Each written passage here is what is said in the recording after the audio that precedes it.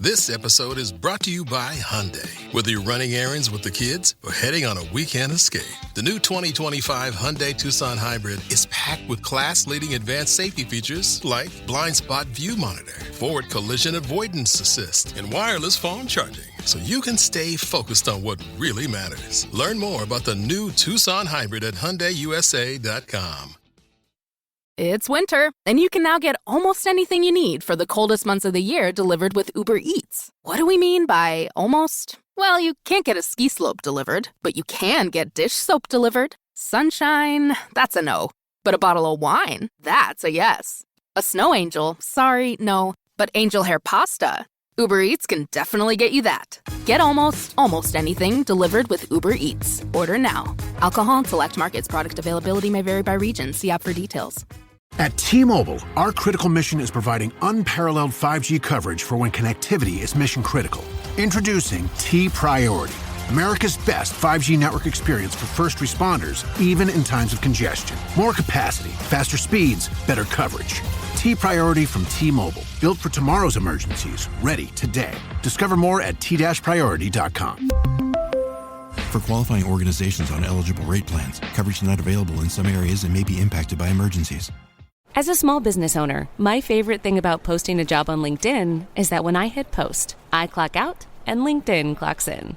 LinkedIn makes it easy to post your job for free, get qualified candidates, and manage them all in one place. Plus, LinkedIn extends the reach of your job post by allowing you to share it with your network. And hiring managers that add a hiring frame to their LinkedIn profiles receive 2 times more qualified applicants. Go to linkedin.com/achieve to post your job for free. Terms and conditions apply. And it's back with the Skating Penguin Network here. It is your host, Robbie, joined by Snail, who we'll throw it over here to in a second. But just to open us up here real quick, it is Saturday, March 8th. We are now about 24 hours clear of the 2025 NHL trade deadline. And what a deadline it was, not just for the Penguins, but for the NHL as a whole. A pure seller's market, as we will get into here in a second. But before we start talking trades, out to Seattle it goes to Snail, who is joining us, as always, from the Pacific Northwest. Snail, how are things out in your neck of the woods? Things are good out here. I keep saying it. Spring has sprung pretty much out here for the most part, so that's kind of nice. That's got my spirits a little bit up, seeing as this Penguins team just constantly finds ways to break me down and disappoint me.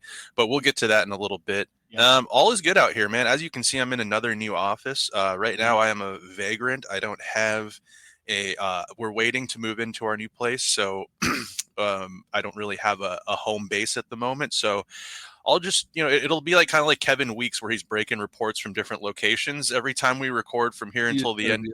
Down. You're just your yeah. eyes Oh yeah. He's got it more like this. Yeah. Talking and giving some news from the most awkward angles, but or like on the side of the freeway or something. Yeah, but just pulled over, like cars buzzing by at like 70 miles an hour. Exactly. Yeah. But no, so that's kind of the mode I'm in. But other than that, all is good. How are things out in Western Pennsylvania, Robbie? Well, after a touch of spring this past week, we slid back into a winter type mode the last couple of days. But the good news is it is short-lived, because Monday and Tuesday we were supposed to reach near 70 degrees here in Western PA. So, yeah, relief is coming. Just have to get through these next few days, the weekend here. But it's going to be a beaut next week, and I know that 70. Yeah, that's 60. Like break out the barbecue. Yeah, break out the 25 set lawn piece set where it's 24 beers and one plastic chair. Yeah, we could definitely be living good this next week here. So fingers crossed that forecast holds, because we desperately need some good weather, because it's just been a never-ending winter, it feels like. But oh God, I feel you, man. Yeah.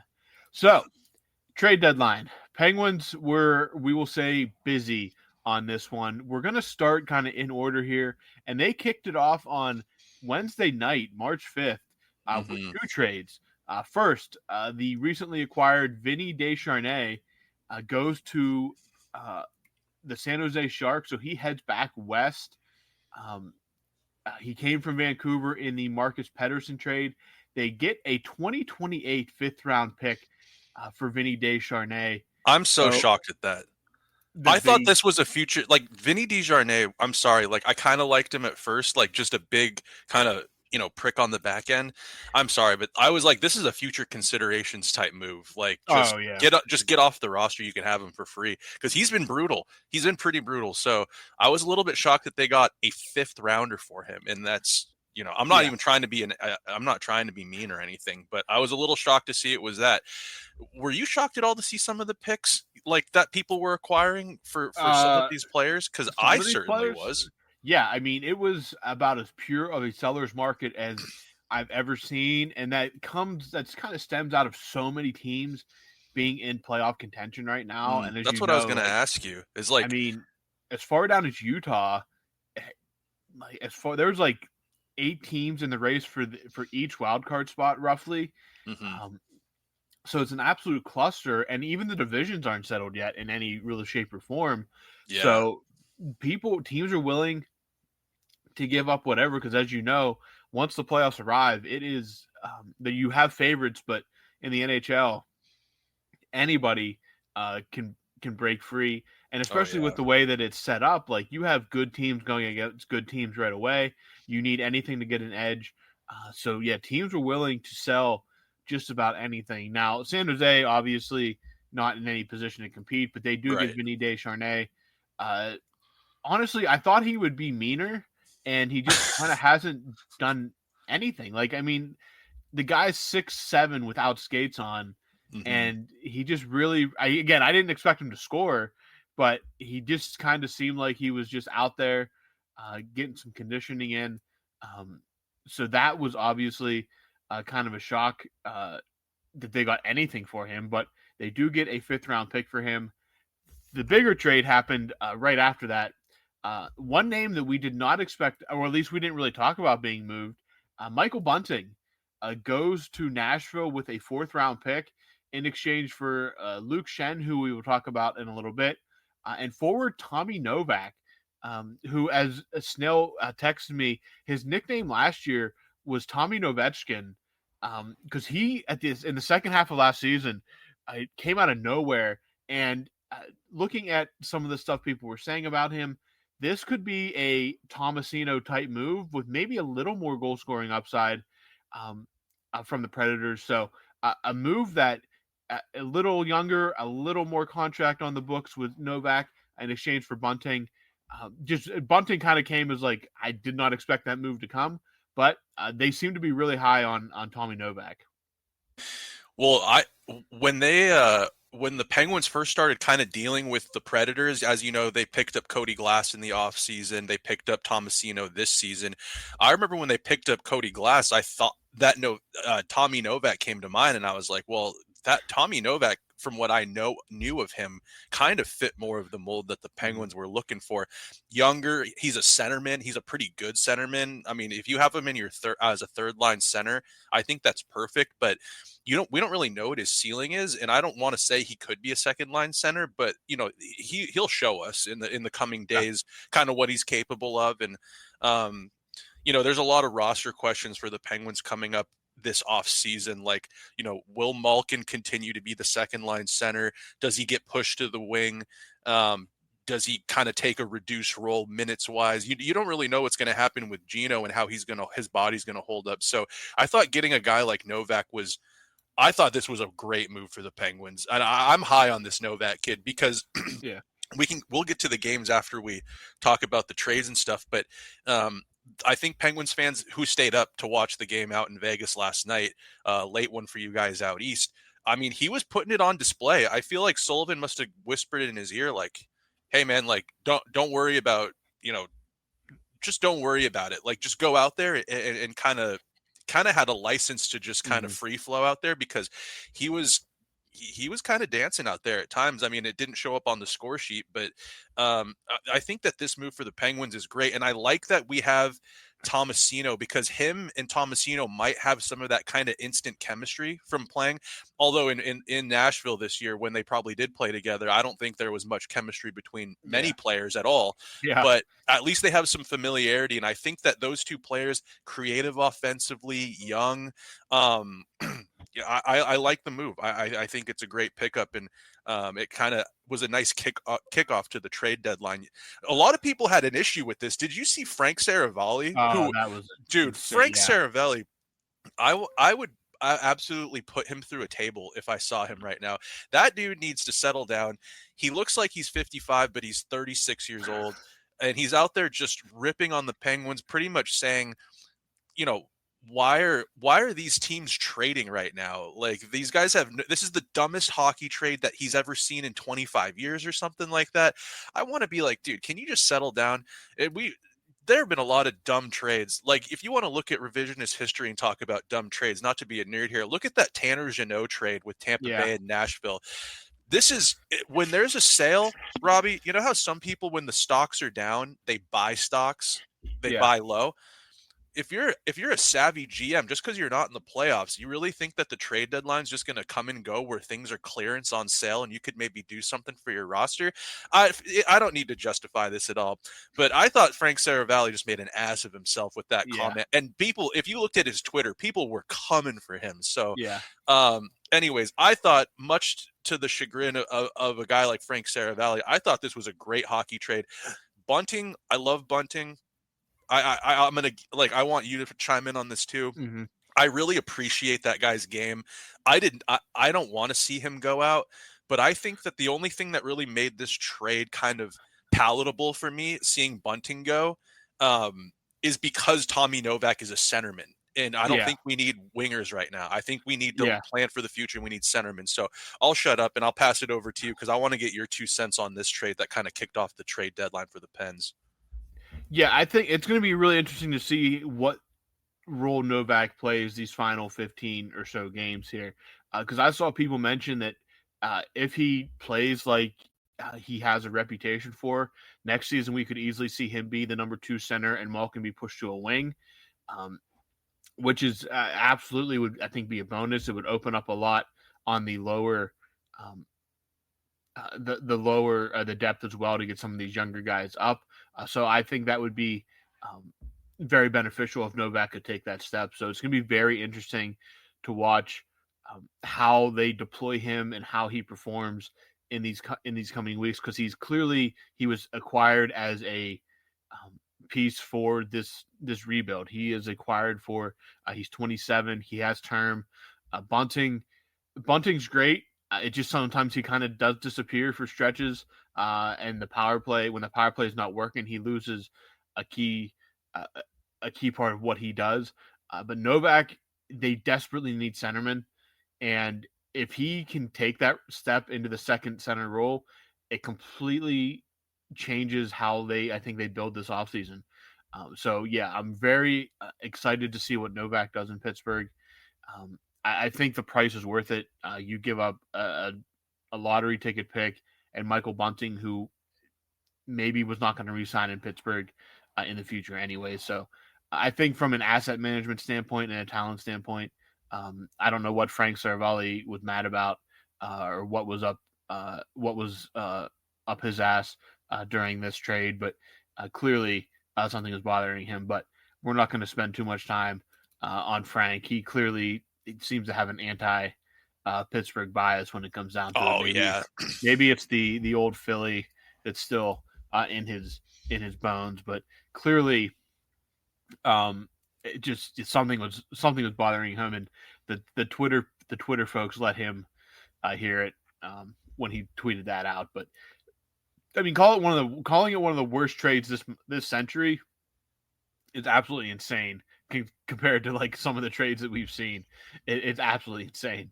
I know. You got to think that it was just kind of a weird. I thought it was kind of a weird comment. Like, that's like kind of it just didn't. It's like, what are you talking about, Frank? Especially when you were like the only one to like really go after it. Everybody else was like, yeah, it's a good. I see what the Penguins are doing. I see the thought process.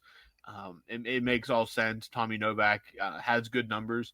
And then Frank Cervelli is just like, this is the worst trade I've seen in 25 years. It's an insane comment. It's an insane comment. And you know what? I think all these insiders, I mean, they're all a little bit fired up, right? Because this is their day. This is their time to shine. They probably haven't slept. Yeah. But, I mean, dude, not really handling it with much grace, and that's just kind of a tough Very look. weird. Very, very weird. Very weird reaction to that. But the other part of this trade, I am going to jump ahead here a little bit, was Luke Shen.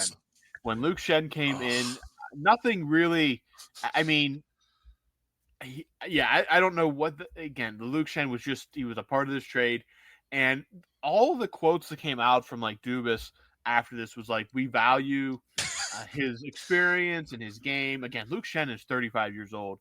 I cannot believe Luke Shen is that old to begin. Yeah. He's been playing in the NHL since he was 18.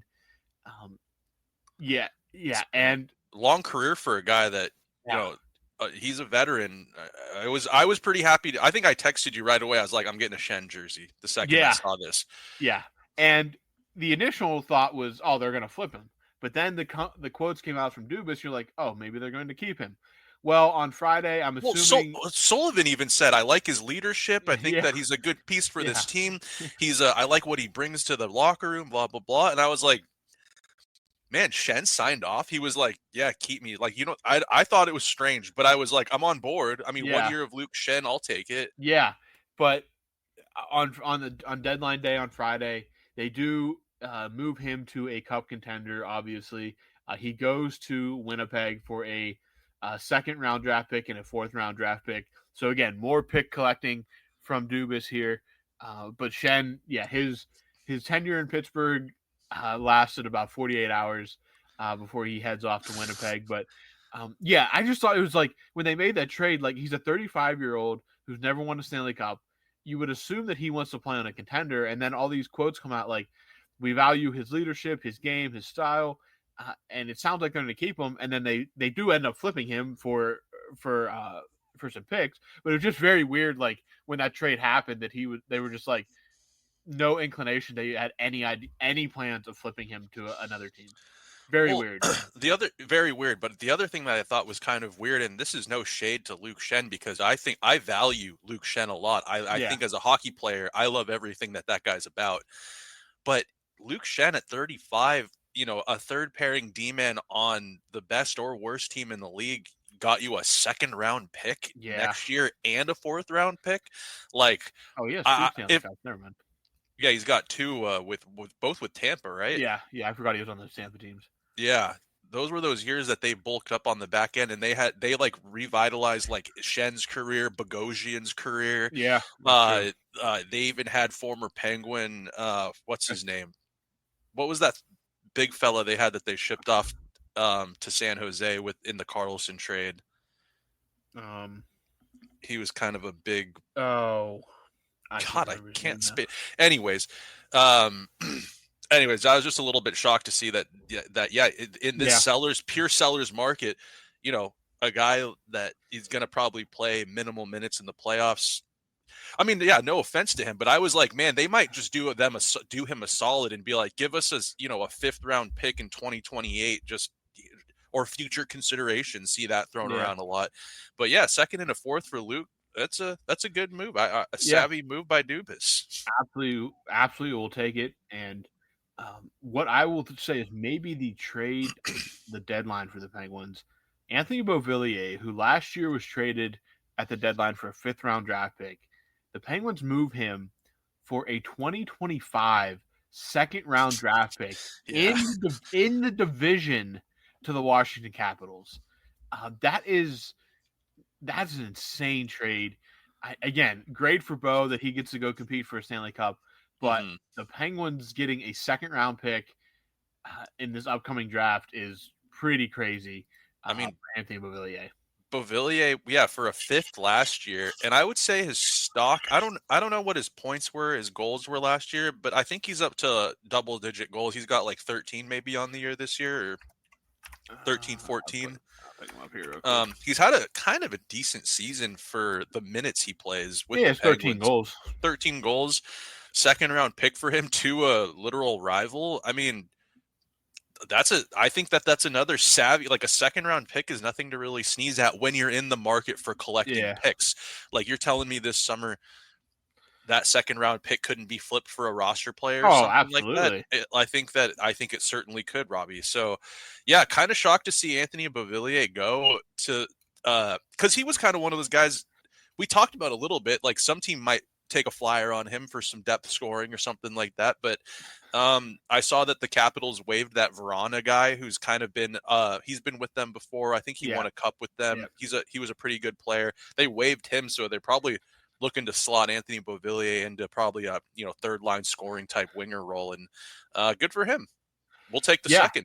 Yeah, absolutely take the second. I was just looking at his stats here real quick. This is the most games he's played last year he played 60 total games and he scored 5 goals. He's at 63 games this year with 13 goals. So yeah, definitely an uptick in goals here. The most goals he's scored in quite some time. But the Penguins still were not done at this point. The aforementioned Cody Glass is moved with John Gruden to New Jersey for Chase Stillman, Max Graham, and a 2027 third-round draft pick. So more draft picks, but 2 guys that I believe are going to be headed to the minor leagues, at least for the time being. But yeah, Cody Glass experiment did not pan out in Pittsburgh. They got much more back for him than they gave up for him. So another win in the Kyle Dubas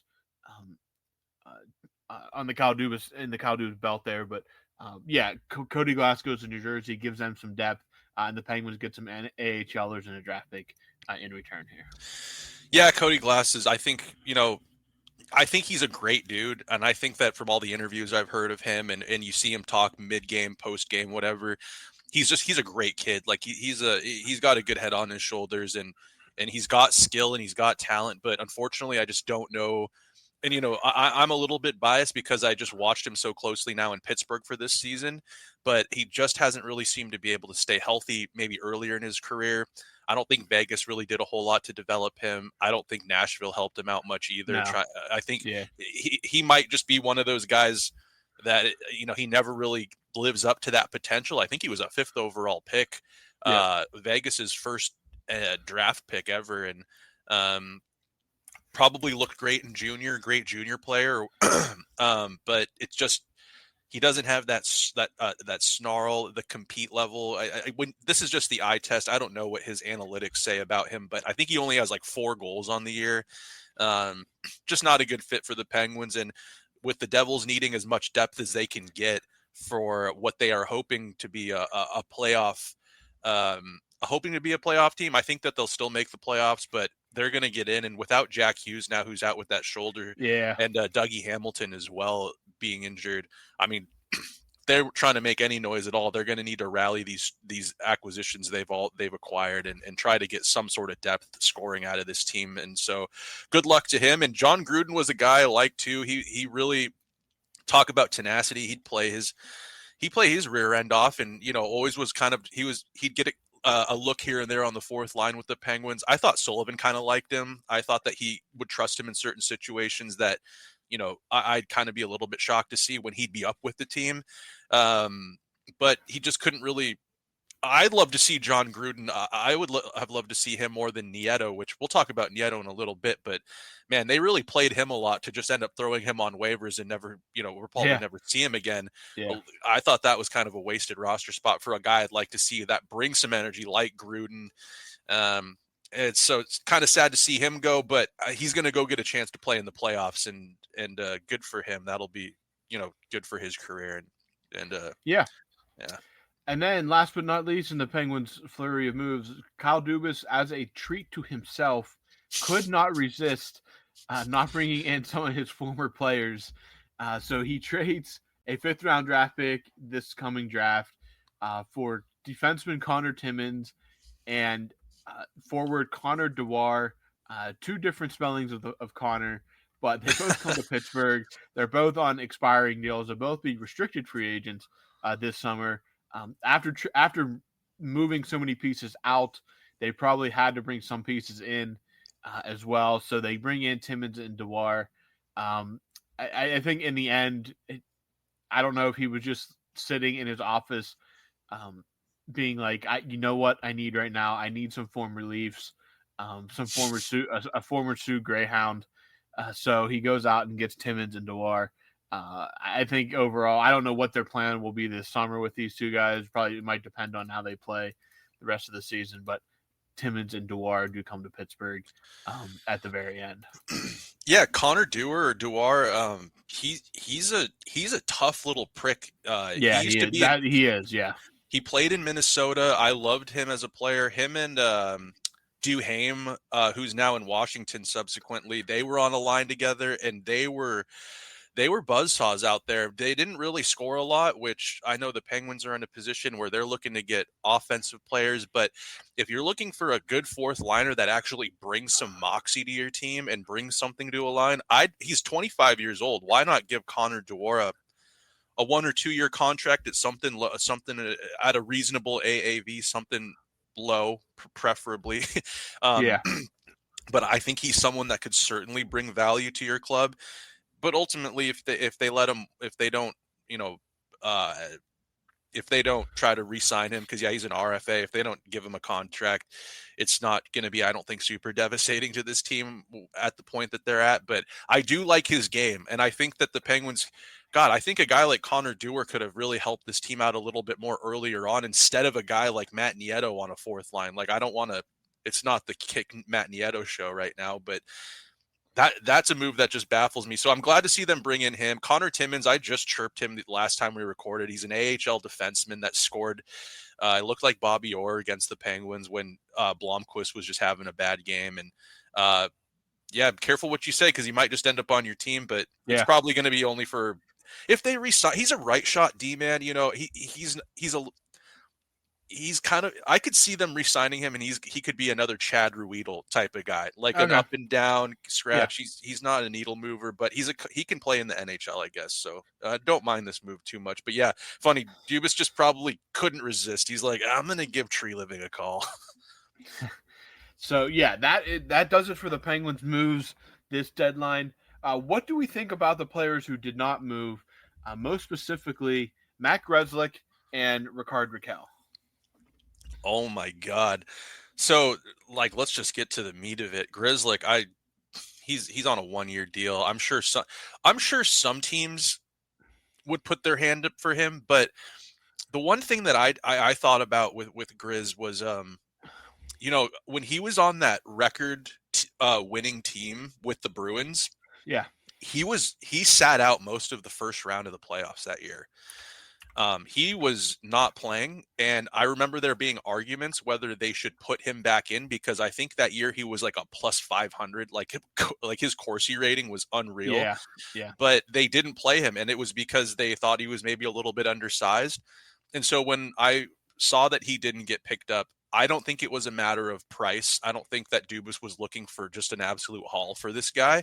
I think it was teams were probably just not really valuing him based on kind of his size, based on the things that kept him out of the playoffs when he was a part of that record-winning Boston team. Yeah. So not entirely shocked with the way that this market was, Robbie. I mean, what could you could have gotten like an AHL team for Rickard Rakell. I mean, based on what some of these guys are going for, I just knew that when it got to the point, it was going to take an absolute, haul to get him from Pittsburgh, and correctly so. I don't think Dubas just trading him for the sake of trading him, given that he's not a free agent, given that he's on, he's going to score over 30 goals this year. It's absolutely imperative they did not just throw or trade him for the sake of trading him, because they can do it this summer. They can do it next deadline. Again, but he's also they could keep him, and if he produces in and around this range that he's done, I think he's had a couple 30-plus goal seasons. He's had a bunch of 20-goal seasons. Yep. This guy just kind of consistently scores, and like we've talked about before, he can score in a multitude of ways. He's not a one-trick pony. He has a big body. He can throw his weight around. I think he fits so well with Sid that it would have taken a slobber knocker of a trade to get him out of Pittsburgh. But also long term, like, he's only making $5.5 million. Yep. Like, and if he's a 30-goal scorer, that's a hell of an asset. And man, I would just be so curious to hear some of the packages offered for him. If I any. would too. I'd really like, if one of these insiders would just say that here is what was offered by, let's say, I think Carolina was a team that probably could have used his services. I mean, there were so many, like, I thought for a while that the Jets might call on him, depending on what they were willing to offer. But again, credit to Kyle Dubas for not flinching on this, not feeling like he had to trade him just because everybody was saying that he was a possible trade piece. Grzelcyk, it surprised me that he didn't move even for at the end. He didn't move for anything, but given the market, I wouldn't have just thrown him away either. But again, his defensive game, definitely you need the offensive side to make up for his defensive side. And the dude has 29 assists this year. Like, the way he's been dishing the puck, especially on the power play, really surprised nobody didn't ante up to get a guy like Grzelcyk. But neither here nor there. And one other name that I'd be remiss not mentioning, not that the trade was going to happen. I think it'll happen at some point. It's Erik Karlsson. I don't think the trade was going to happen at the deadline, but it's going to be very, very funny to watch his give a shit levels the rest of the season, because they're going to be at like an all-time low, like cratering even more than they already have. So that's going to be really fun to watch. I mean, fun in a man alive. This is going to be ugly, but no, absolutely. I mean, I think we're kind of at the point now where, like, man, this is going to be an absolute train wreck the final 6 weeks of the season. It is. And Robbie, that's one of my biggest gripes about a player like Karlsson, or just Karlsson individually. He's right in front of me. A guy that talented, and, you know, he in his whole career, like, he hasn't changed. Like, it's not like this is new behavior. He's always been very loosey-goosey mentality. He can seem checked out at times. Everything kind of looks like a shinny game to him, but he's got all the talent in the world, man. Like, he is a truly talented specimen of a hockey player. And I think he's really tanking his stock. I know that he's vocal in the room. I've heard a lot of great things about his, like, leadership within the room and maybe off the ice as well. But man, if he wants to get traded, I mean, I guess Seth Jones got traded to Florida. He just pouted enough. He got traded to a contender. It could probably happen for Karlsson, but this is one of those things where I wasn't, like you said, I wasn't surprised to see Karlsson go. I wasn't surprised to see him stay put. I think it'll be interesting this summer to see. And I know that, you know, we have our opinions, but I don't even know if it could be Karlsson leaving, because I think it's going to be one of him or Letang. And I think one of those defensemen are coming off the books, and it's, imagine if they both come off the books. Well, that would be an interesting one, because in my Chell brain, I was like, maybe they make a trade with the Kings for that Brandt Clark, and then this summer they say smell you later to one of, like, to both Karlsson. Like, I mean, if you're gonna get rid of both of them, like, if, again, hypothetically, you're gonna need a major move on the blue line. Support comes from ServiceNow. We're for people doing the creative work they actually want to do. That's why this ad was written and read by a real person and not AI. You know what people don't want to do? Boring, busy work. Now with AI agents built into the ServiceNow platform, you can automate millions of repetitive tasks in every corner of your business, IT, HR, and more, so your people can focus on the work that they want to do. That's putting AI agents to work for people. It's your turn. Visit ServiceNow.com. Still getting around to that fix on your car? You got this. On eBay, you'll find millions of parts guaranteed to fit. Doesn't matter if it's a major engine repair or your first time swapping your windshield wipers. eBay has that part you need, ready to click perfectly into place for changes big and small. Loud or quiet, find all the parts you need at prices you'll love. Guaranteed to fit every time. But you already know that. eBay. Things, people, love. Eligible items only. Exclusions apply. This episode is brought to you by Peacock. The new Peacock original documentary, Matthew Perry, A Hollywood Tragedy, dives deep into the beloved actor's rise to fame and his tragic death. 5 people, including Perry's personal assistant, 2 medical doctors, and an alleged Hollywood drug dealer known as the Ketamine Queen, were charged with conspiracy to illegally provide Perry with the ketamine. Explore the details of the case in this heartbreaking special, streaming now only on Peacock. This episode is brought to you by State Farm. From your morning podcast to your afternoon playlist, State Farm knows you personalize your entire day, and that's why State Farm helps you personalize your insurance with the State Farm Personal Price Plan. It offers coverage options that help protect what you care about most at an affordable price just for you. Like a good neighbor, State Farm is there. Prices vary by state. Options selected by customer. Availability and eligibility may vary. To like boost the offense from that unit at some point. So you're going to have to, like, again, Owen Pickering, obviously, I think could be the next Brian Dumoulin. Right. Not a goal scorer, but imagine pairing him with a young Letang or Carlson S player. I think like that would be that Brant Clark for the Kings. Like he fit in when Doughty went down. He just filled that role seamlessly, and they've been in the playoffs ever since. Like I think that Brant Clark, I was hoping that, I felt like that Brant Clark dude, there was something between the Penguins and the Kings. Just a hunch that Dubas was maybe looking at a player like that, because man, you pair him and Owen Pickering from the beginning together, the beginnings of their careers together, and they have time to develop chemistry. That's a number 1 pairing for the next 10 years if they live up to their expectations. So I know we talked about it. I think somebody asked a question about it in the mailbag, but another name, Noah Dobson. I know we've talked about him in the past. He's having a little bit of a down year, but this is 70 points. Yeah, last year. He's had career. Yeah, like last year is his career high, but he's also had high marks of 49 and 51 as well, which is very good. And so that's nothing to shrug at either. So yeah, a guy. I think if you would move both of those guys, you'd have to make a significant move on the blue line to bring in an offensive weapon replacement, especially to pair with Owen Pickering. I think it would have to be. I just don't think Letang has the offense anymore. He's a turnover machine, but that's nothing new. Like, I'm not even trying to be a hater. Like, he's been one of those like high risk type defensemen on the blue line his whole career. He has 24 points in 58 games. That's not bad. I'm talking about Chris Letang, just so we know.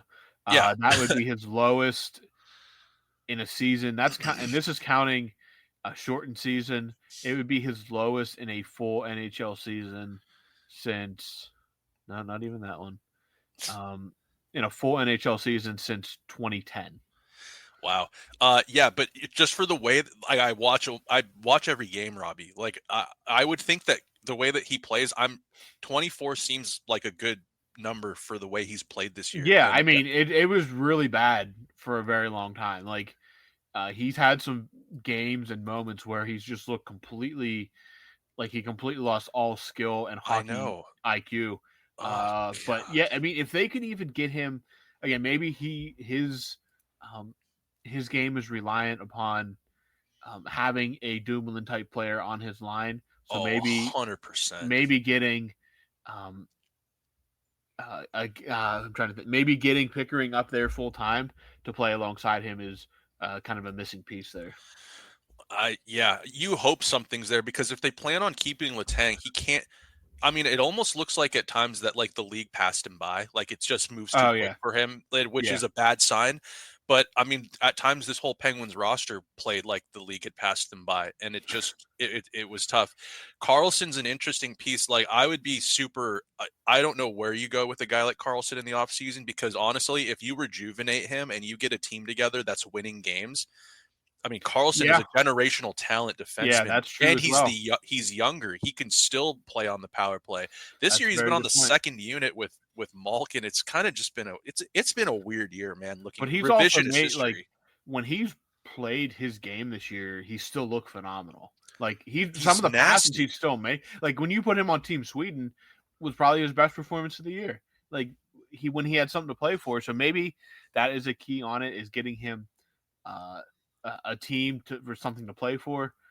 But because I mean, when he came to Pittsburgh, the idea was they're going to compete for Stanley Cups, and it hasn't worked out, obviously. But it's just been worse and worse. Yeah, it's been worse and worse. But I've also thought this. Yeah. I thought about this quickly before we move on from Karlsson. You know, it's like we're watching in live, like in real time, what happened in San Jose, where he got brought in there to be with Burns, like it was going to be a nasty 1-2 punch on the right side for them, and then the wheels fall off. They trade I can't remember if they traded Burns or if they might have traded him at the deadline or something, and then Carolina re-signed him. And then Karlsson was finally the guy in San Jose, and they were just awful, and they started their tank. He comes to Pittsburgh with Letang, and I was skeptical at the beginning because it didn't work in San Jose. I thought Letang might have had to go if they were going to make this work.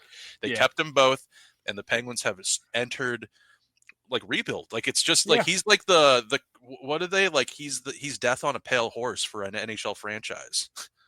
Yeah, absolutely. If Karlsson's coming to your team, get prepared because you're going to be picking top 5 in the next couple of years. Yeah. Anyways, we can move on from that. Yeah, one more note of Penguins talk here. After the deadline was passed, they re-signed defenseman Ryan Shea to a 1-year contract. Sure, fine. Oh my God, they went from having a log jam to just being like, we got to sign somebody. Yeah, he does have 3 goals this year. So yeah, I mean, whatever. They're going to need pieces.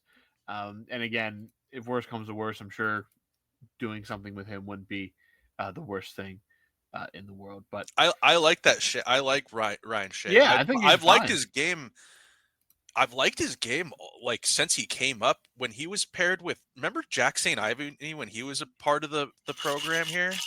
Jack St. Ivany, yeah, he was I thought that they were a great pairing for that stretch last year. But where is Jack St. Ivany? He was called up on an emergency basis yesterday. He is healthy. He was out for most of the season. Oh, he missed most of the season? Yeah, in the AHL with I believe a knee injury.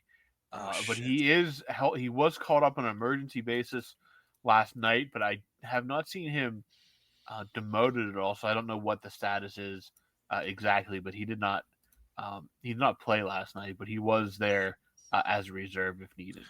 Well, I'll tell you what, that Shea, he's a competent. It's a low risk, like it's 1 year. I think it's kind of a prove it deal. I don't know how high that guy's ceiling is really, but he seems to be able to. I mean, it seems Sullivan trusts him, and I honestly don't mind when he's out on the ice. He doesn't seem to be like a high risk type player, and the Penguins have 3 of those guys, so I'm cool with it. But dude, now that we bring it up, that Jack St. Ivany, I loved that guy's game. I thought he was a great real defenseman. Well, they signed him to that 3-year deal last offseason, so they did. You kind of completely forgot about him because he was injured, but I'm very interested to see what they do with him. At this point, it's going to matter more next season, obviously. Right. But I assume he's going to get a cup of coffee at some point in these final few weeks here. But yeah, a guy that they signed to a mid-range deal, they definitely have some kind of plan for. So I guess we'll see what it is here down the line.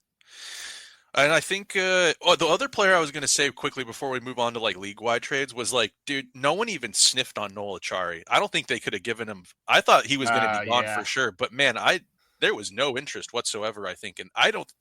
That dude just can't skate anymore. Like that guy is. Yeah. He is like slow for like even like a 4th liner. Yeah, I think they're just now going to run out the clock on that contract, and we can hopefully forget that it ever happened. And it sucks because I think he's a great guy. Like I've heard, like you just hear that, like they call him Cookie. He's just awesome in the locker room. He's like a hockey guy. Yep. Sucks, but it's just they need to tinker on that 4th line. That 4th line is just. I feel bad for Blake Lizotte some nights, but anyways, dude. You want to talk about some of the league-wide trades now? That was kind of, as a Penguins fan, this was like the exciting part. You're watching people just mortgage and hemorrhage, and they're just like, it's like a big game of poker out there for all these teams that are really in the mix. So the first real big one was Wednesday. The Tampa Bay Lightning acquire Oliver Bjorkstrand and Yanni Gord, defenseman Kyle O'Coin, a 5th-round pick. It was a 3-team trade involving Seattle and Detroit. Seattle got forward Michael Esamont, a 2nd-round pick, a conditional 1st-round pick, and Detroit got a conditional 4th-round pick. So the big move here was Bjorkstrand and Gord from Seattle to Tampa Bay. Yanni Gord was a expansion draft victim from Tampa Bay with Seattle, and Bjorkstrand was, I believe, also an expansion draft pick by the Seattle Kraken, by Seattle from Columbus, I believe. And so they go to Tampa Bay, and Tampa Bay's gearing up for a run. That's as simple. This is their big swing. They're back in the ball game now with the streak they've been on. So they go out and get Gordon Bjorkstrand, and they're all hands on deck right now. They are, and what a haul! Like 2 first-round picks. Yep. That Mikey Asamont kid, he torches the Pens every time that he does. Yeah, he does play well against the Penguins. He's a great, and he's still young, so that's like a big part of the piece for Seattle. They're shipping out Gord, who's kind of a buzzsaw out there. They did end up getting rid of Tanev as well. They need someone. They want to keep that energy up. They want players that bring that. So I can see the value in a guy like Mikey Asamont. But yeah, dude, all of a sudden, Tampa was kind of sleepy most of the year. And then they've kind of suddenly caught fire, and Vasilevsky looks like the Vasilevsky of old. Yeah. And, Bjorkstrand's a competent. I think they were looking for that right shot since Steven Stamkos has departed. Bjorkstrand's a right shot, and he can play on the power play. He can, he can play in the top 6. Suddenly that team all of a sudden looks like, well, who's going to count them out now? Who wants to face Tampa in the first round? Right now, I would not want to face Tampa Bay in the first round. That is for sure. Here's hoping that they get. I'd love to see them in Florida go at it in the first round. Oh my god! But that division right now is completely. The top 3 is just Florida, Toronto, and Tampa right now are all just kind of packed into a very tight window. So it's going to be very interesting to see. Because these moves were more than just for a cup. It's definitely for playoff positioning. So it's going to be very fun to see. And I think any first-round matchup we get out of that division in the 2-3 spot is going to be highly entertaining. Oh, for sure. I can't wait for the first round this year because I don't know, whoever's in the East, positioning is important. If you're Toronto and you want to, if this is like what your year or whatever, which I don't know, that Toronto's an interesting team this year. Yeah. Dude, whoever you want to get first in that division because Jesus Murphy, yeah, you want to go up against Florida right now, who's also made some waves like this trade deadline. I think everyone's poised and ready to just take each other's heads off in that first round. Absolutely. Another move here. Let's see. We got Riley Smith finally gets to go back to Vegas so he can stop pouting. Oh my God. That guy's, I have such a pet peeve with that dude. Yeah. That guy's so insufferable. Big move here. Big blockbuster here. The Colorado Avalanche, they got Brock Nelson from the New York Islanders, and they gave up Callum Ritchie, defenseman Oliver Kylington, who was eventually moved again, a first-round pick in 26 or 27, and a third-round pick in 28. But Brock Nelson, one of the big names out there. But Colorado paid a steep price for his services the rest of the way. Well, Lou Lamoriello wasn't going to let him go because they were trying to re-sign him for I believe a 3-year little, maybe just try to finish out the rest of his career type deal. And the Islanders didn't want to let him go. So Lou set his price, and Colorado, I think, is in a position with, that whole Rantanen noise that happened early on. And they've been missing that second line center since Kadri, since they won the cup and Kadri left to get paid. Yeah. They need something for this. With McKinnon's years, I mean, he's not getting old by any means, but every year it's another year older, and they want to win more cups. It's not like they won that one and they're kind of happy with it. I think that organization is set on multiple cups, and they're going for it again. Yeah, Nelson, it's a great pickup. I think he can play center and wing. he can score. He's good in the playoffs too. The Penguins know they've met in the playoffs plenty with Brock Nelson on that team, and he can be a killer in the postseason. So that's a savvy move. I mean, at this point, Callum Ritchie, I think he's kind of like one of their only like prospects. Yeah. That gets NHL time, and he's out the door. They're going to get a needle mover for him. So good on them. Let's see what else. The Kings got Andrei Kuzmenko from the Flyers. Nothing huge there. I can't believe that the Kings didn't do more. Yeah. The Red They're Wings, going to face the Oilers in the first round or the second round, and they need all the firepower. I mean, Kopitar's a year older. Philip Deneau is just a savvy defensive centerman. Byfield's had a great season, but if Fiala and Kempe aren't scoring, their depth, Warren Fogle can only score so much. They got rid of Arvidsson, who can really put the puck in the net at times, and has that speed. Like Kuzmenko, I mean, yeah, he can score, but he's not the most well-rounded player. I can't believe that they didn't do a little bit more to try to get some offense in there. But the Winnipeg Jets, another team that they weren't silent, but their moves were more depth. Brandon Tanev gets a second-round pick from Seattle. A nice little move there. Tanev still has the energy and the juice. Is going to be highly annoying to play against as an opponent. Toronto gives up a first-round pick for Scott Laughton from the Flyers. That just shows you how insane this he's a third-line center was. No matter what. Like that's just what his skill set is. Yeah. He's a third-liner and a first-rounder going for him. I mean, Philadelphia got what they wanted. Yeah. Colorado, another move here. They get Charlie Coyle from the Bruins. One of the big moves that Boston did make. They give up Casey Middlestat, William Zellers, and a second-round pick in the upcoming draft. Another big move to help bolster this Colorado team, who has suddenly moved up the pecking order here in the West. They're currently in a wild card spot. No, sorry, they did move into third in the Central Division, but they are going to be battling right to the very end with Minnesota for that to avoid a wild card and get a date with what is likely going to be Dallas in that second round or in that first round. So Dallas we'll talk about here in a second. Actually, we're just going to go right in to Dallas here. That was the next on the list. The big blockbuster, Dallas, a sign and trade with the Carolina Hurricanes. They get Mikko Rantanen. Mikko Rantanen, who was traded from Colorado to Carolina just a few weeks ago. They give up a name that we mentioned on the podcast, Logan Stankoven, a first-round pick in 2026, a first-round pick in 2028, a third-round pick in 26, and a third-round pick in 27. And then they signed Rantanen to an 8-year deal worth $12 million a season.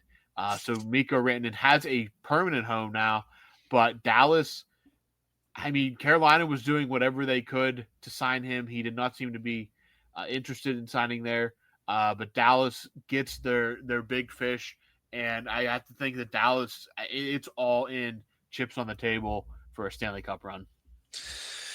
Boy, yeah. So Stankoven being the big piece going back, I'm kind of envious of that. He was going to be a Rookie of the Year, Calder candidate, expected to be, maybe even winning it this year. Kind of having a down year. He had a good look last year. You wonder if the sophomore slump kicked in just a little prematurely for the guy. I think he's going to be a great player. I mean, it's a down year for him, but he's got all the skill and he looks like he's a competitor too. And he'll probably do really well in Carolina under a coach like Rod Brindamore until he gets tired of playing that man-on-man system.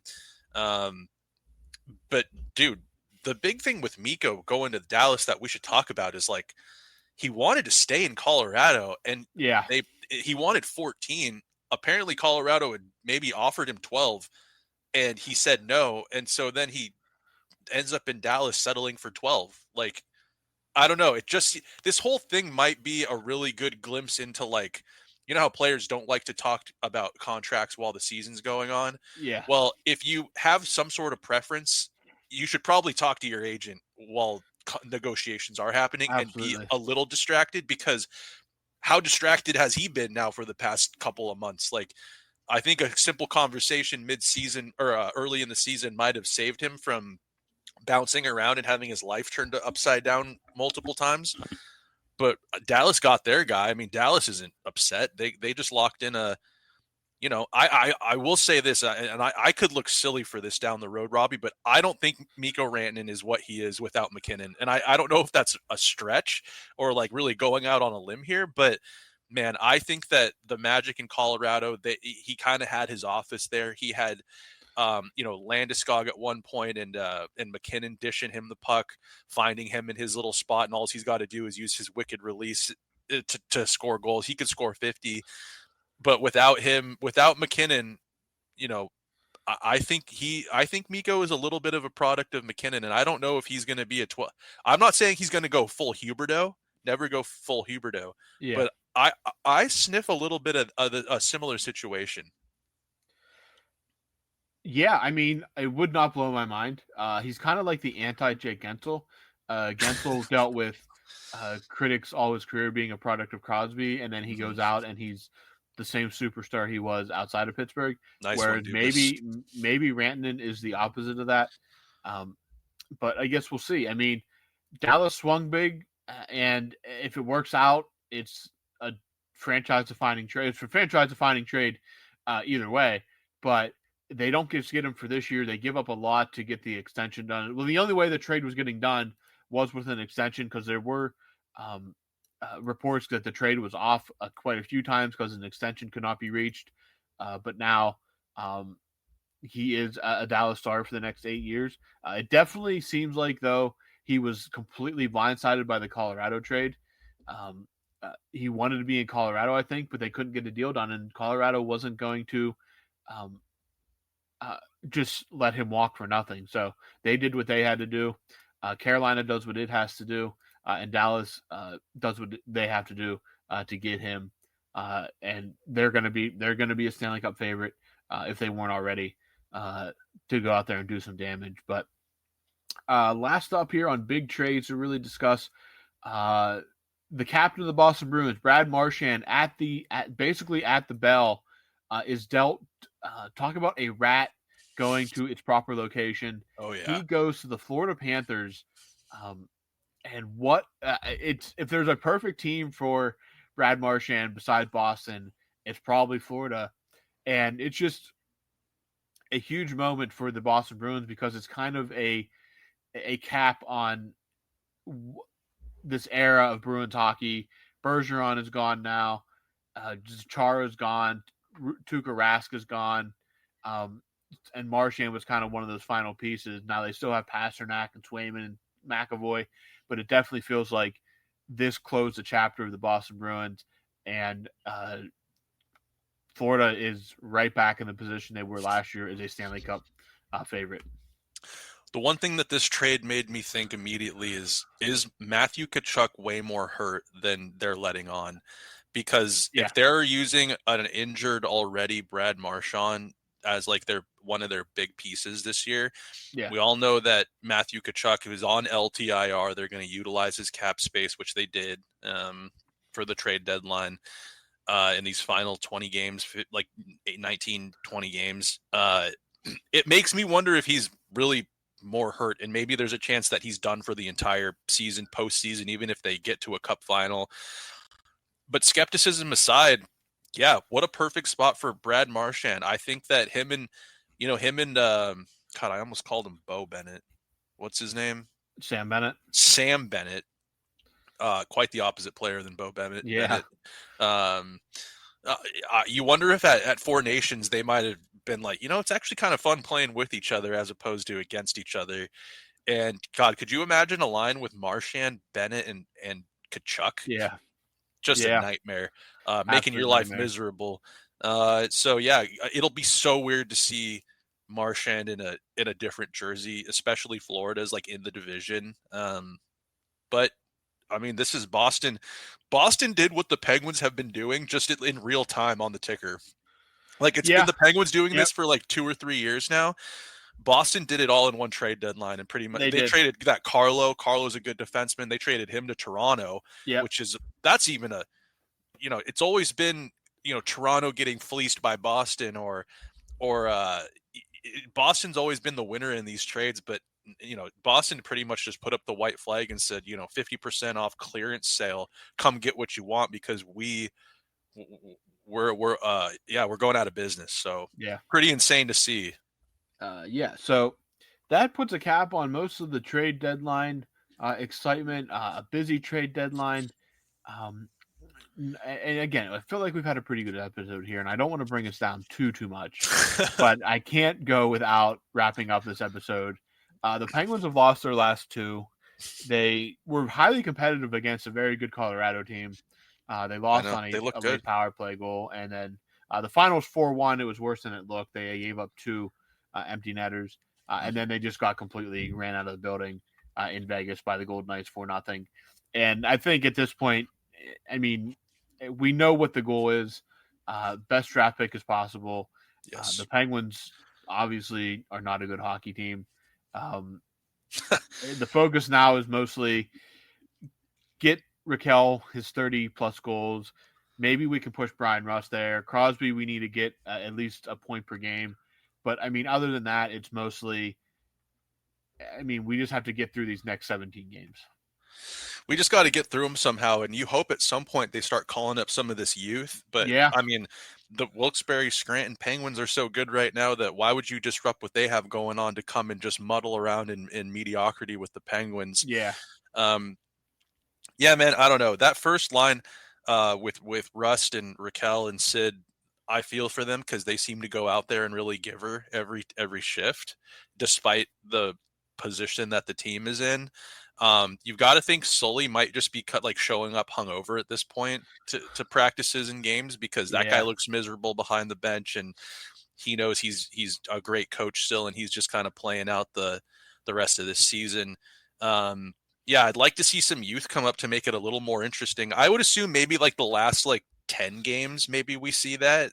We could, yeah. Once we hit April, I definitely think we could definitely see that. Because there has to they have to be in Wilkes-Barre at a certain date to qualify for the playoffs. So they might just save it for them because after 1, 2, 3, 4, 5, 6, there's 7 games in March. Or April, I could definitely see them waiting out for that or right at the end of March to bring some of these guys up. So we'll see how it all plays out. Yeah, but you remember, every year it happens. Teams that are out of it, all of a sudden they kind of give their fans a little bit of a showcase at the end of the year. They kind of give some guys a first NHL game. You see a lot of guys maybe if they're. I always love seeing they get called up at the end of the season. The season's been done, but you see a player get his chance and he scores his first NHL goal, and that gets the fans a little excited. That's what I'm hoping for from the Penguins at some point. Just to kind of have something to look forward to because it's going to be, poor Nedeljkovic, man, that guy is still getting put out there and you can tell he's pulling his hair out, letting in goals. He has body language every goal that gets let in. I think he's exhausted. That dude's going to be under siege for the rest of the season when he's in that. And if not, it's going to be other goalie, whether it's Blomqvist or Jarry. Tristan Jarry was on the bench last night. Yeah, Jarry is still up here, and maybe Jarry's going to ride out the season. I don't know what they're going to do. But the Penguins play on Sunday against Minnesota, and then it's back home for a 5-game homestand. Mm-hmm. But I know, Snail, you said that you are out of commission at least Monday to record. So as for that, we will see what our schedule allows for mailbags and recaps this coming week. But that pretty much puts a cap on this. Snail, do you have anything you want to touch on before we hang up the phone here? Let's see. Anything I want to cap this off with? I guess what do we grade? How are we feeling overall about the Dubas's performance? I guess for this trade deadline, I'm gonna say B+. B+. I think he did a good job holding back on the. Again, I don't know what the market was or who was making calls. The Grizzly thing. That is the only, because I really thought they signed him in the offseason with the entire intention of trading him. And the dude has 29 assists on a bad hockey team, and he can quarterback a power play. It's just surprising me that Again, don't know. We don't know all the discussions that were had, but I find it hard to believe that nobody offered at least something of worth. Again, if he had a year left, if he was signed to a 2-year deal, I feel a little bit differently because they can always move him in the offseason or something. I just feel like we dealt with Matt Grzelcyk for a year with no real return. Again, offensively he was fine. Defensively he was very bad. But that was the only one. And no Achari. Again, maybe nobody called on Achari. But I'm glad that he held off on dealing Raquel. Just he didn't feel like he just had to do it because of the situation. Right. But that one I'll give him a plus on. So I'm going to go B plus. I think he leveraged as many pieces as he could. I got some good draft picks, and I thought his quote in his press conference yesterday of, "Okay, we have our draft picks. Now it's time to execute the plan." It got me really high. It got me really hyped for the offseason. Let's put that Me way. too, man. Because I mean, they've got currency. Like the Penguins, I think have like 17. I saw something. It's some dumb. It's like 17 picks in the first 3 rounds for the next 3 seasons. And they have 2 first rounders this year. Yes, and it's by far and away like the most of any team in the NHL. And man, this offseason, I agree with you. I give him like a B plus rating. Like I don't think he definitely didn't squander anything. Like I don't think he messed anything up. I think he got some opportunities and he made the best out of them and got players that have performed pretty well into better positions to go experience the postseason. And I think he got the draft picks, the currency of the NHL, and besides actual cold hard cash. But when it comes to wheeling and dealing, which I think that this offseason, I just hope that we're not picking. I like Julian Breeze's quote where he's essentially like, I'd rather have a roster full of good players than a stocked cabinet of picks. Yeah. And I think Dubas feels the same way. I hope that they do draft well. I do trust this regime or whatever with drafting. I think they've done a good job drafting so far. And Dubas has set up his teams, like the Toronto Maple Leafs, he drafted pretty well there the couple seasons. So I just hope that they use it. It's going to be interesting to see how they use those draft picks in trades for real roster players. I think it's going to be very significant. At the end of the day, I think this is just me kind of throwing a number against the wall. In the next 3 drafts, they have 17 picks or something like that. I say they use themselves. I will say to make an actual draft pick, they will use 10 of them. Like 10 out of all of the next 3 drafts. No, 10 of these first 3 rounds. Okay. I think of the 17 they have in the next 3 years in the first 3 rounds, they will use 10 of them to pick their own player. That means to pick their own players. 6 or 7 will be traded away to acquire actual player, like NHL level players to compete for the Penguins. And I don't want this to be the case, but because they have so many draft picks, I wouldn't mind seeing a draft pick or 2 bundled up to get rid of a Graves or a Jari if you have to. Instead of buying that player out and having that money on the books. Yeah. I know the cap's going up significantly, but I really wouldn't mind seeing a couple of these picks bundled up, 3rd rounder to get rid of Graves' contract, send him to San Jose or something like that. I would sign up for that personally because I agree with that as well. Yeah, so it'll be I'm excited for the offseason. It can't get here soon enough, but we got plenty of hockey to go until then, unfortunately. And Robbie, that's all I got for this episode. All right. I do have one question to wrap us up. Okay. Now that the trade deadline's over, give me a Stanley Cup final team or matchup. God, this is funny because we did this at the beginning of the year with Hunter Hodes, and I said Nashville. I said Nashville was going to be in the Cup final. Nailed it. Yeah, geez. Giving you a shot at redemption. Giving me a shot at redemption here. God, I'm going to go. I no longer think Edmonton is a Stanley Cup contender. Okay. I think they were the other team I picked. So I'm going to go with I'm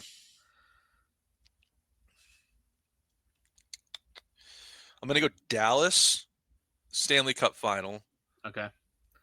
Against, man, it's a crapshoot in the East, honestly. I don't think Carolina's – I don't think that they can sustain I'm going to go with the safe pick here and say Tampa. All right. I think that they're catching fire. What about you? I'm going to go with I'm going to stick with your Tampa pick. Okay. After this deadline and what they've done and the heater that they're on, I think Tampa comes out of the East, and in the West, the team that's been there all season, I'm going to Winnipeg Jets. Yep. I just at some point it has to work for Winnipeg. If it doesn't work this year, I don't know what you do, but I have faith that Hellebuck, he's just playing at a level right now that is just insane. I give me Vasilevsky and Hellebuck in a Stanley Cup final. Oh my God. That's going to be my final. Give me that as well. That's actually, I like that one. Hellebuck, make it a goalie focused Stanley Cup final. Absolutely. I like it. That Snail, if you don't have anything else, I'm gonna hit. Okay, so Snail's shaking no. So we'll be back sometime this next week once we figure out some recording schedules. But until then, have a safe weekend. Stay warm. Hopefully, it's turning spring wherever you're at. But for Snail, I'm Robbie. Talk to you guys later next week.